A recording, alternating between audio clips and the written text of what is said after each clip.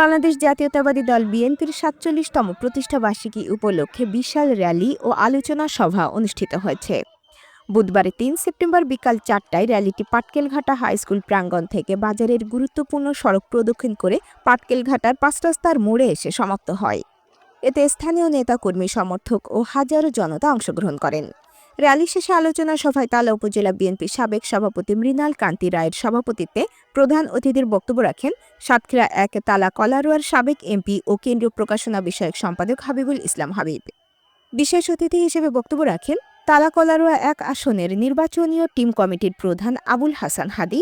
বক্তব্য রাখেন তালা উপজেলা বিএনপির সাবেক সাধারণ সম্পাদক অধ্যক্ষ শফিকুল ইসলাম, সাবেক সহ সভাপতি চেয়ারম্যান শেখ গোলাম মোস্তফা, যুগ্ম সাধারণ সম্পাদক মুশারফ হোসেন, জালালপুর ইউনিয়নের চেয়ারম্যান মফিদুল হক লিটু, নগরঘাটা ইউনিয়নের সাবেক চেয়ারম্যান মহব্বত হোসেন, সরুলিয়া ইউনিয়ন বিএনপির সাবেক সভাপতি রাশিদুল হক রাজু, সাধারণ সম্পাদক আব্দুল রকিব সর্দার, তালা উপজেলা বিএনপির সাবেক যুগ্ম সাধারণ সম্পাদক হাফিজুর রহমান, তালা উপজেলা আহ্বায়ক মির্জা আতিয়ান, উপজেলা যুবদলের যুগ্ম আহ্বায়ক মুস্তফা হোসেন মন্টু, জেলা কৃষক দলের সিনিয়র যুগ্ম আহ্বায়ক আলী হোসেন, তালা উপজেলা মহিলা দলের আহ্বায়ক মেহরুন্নেসা মিনি প্রমুখ।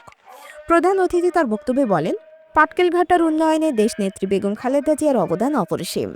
আগামী জাতীয় নির্বাচনে ধানের শীষকে বিজয়ী করে আমরা পাটকেলঘাটাকে উপজেলা ঘোষণা করব। এটাই হবে আমাদের প্রথম কাজ। তিনি সকল নেতাকর্মীদের উদ্দেশ্যে বলেন, সকল ভেদাভেদ ভুলে গিয়ে আগামী নির্বাচনে ধানের শীষ প্রতীকের বিজয়ের জন্য মনে প্রাণে কাজ করতে বলেন। তিনি হলেন স্বাধীনতার ঘোষক এবং প্রধান চট্টগ্রাম বেতার কেন্দ্রে দখল করে স্বাধীনতার ঘোষণা দিয়েছিলেন সফল রাষ্ট্রপতি, বিএনপির প্রতিষ্ঠাতা, বহুদলীয় গণতন্ত্রের প্রবক্তা শহীদ Ziaur Rahman.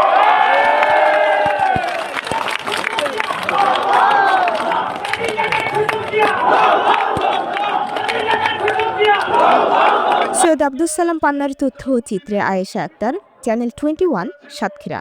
BNP basically no party. Awami লীগের নেত্রী বলেছিলেন, আমি কি ডিসাইড করছি না, বিএনপি আজকে